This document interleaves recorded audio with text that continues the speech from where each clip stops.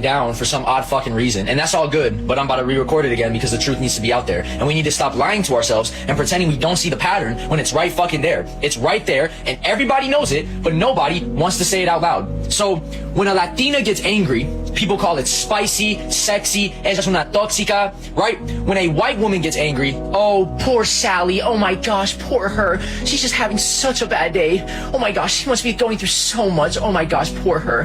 When a white man gets angry, he's stressed, he hit his breaking point, he's having a bad day, it's mental health. But when a black woman gets angry, she's ghetto, she's ratchet, she's loud, she's aggressive, she's masculine, she's too much. When a black man shows anger, hurt, frustration, grief, or pain, now he's violent, now he's dangerous, now he's a threat, now people clutch their bags, people get scared, people cross the street, now people reach for excuses to justify why they never wanted to understand him in the first place. And do not tell me it's about behavior, do not tell me it's about tone, do not tell me it's about how it's expressed, because the same emotions coming out of different bodies get labeled completely differently depending on the skin they're housed in. That is conditioning. That is not a coincidence, and that is not fair. Black pain is not allowed to be human pain in this society. It's only allowed to exist if it's quiet, palatable, digestible, and non-threatening to everybody else's comfort.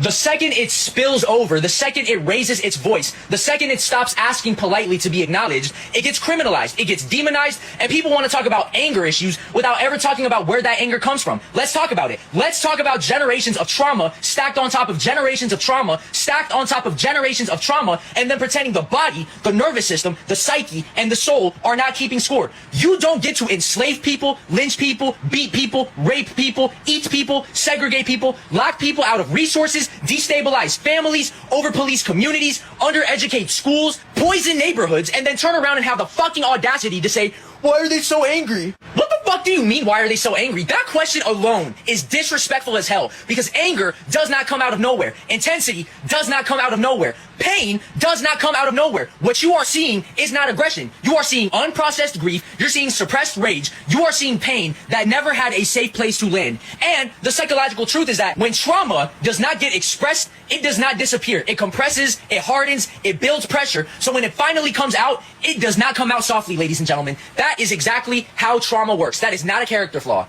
Especially trauma that was never acknowledged, never protected, never held, never understood, never listened to, never given the safe space to express itself healthily, and never healed.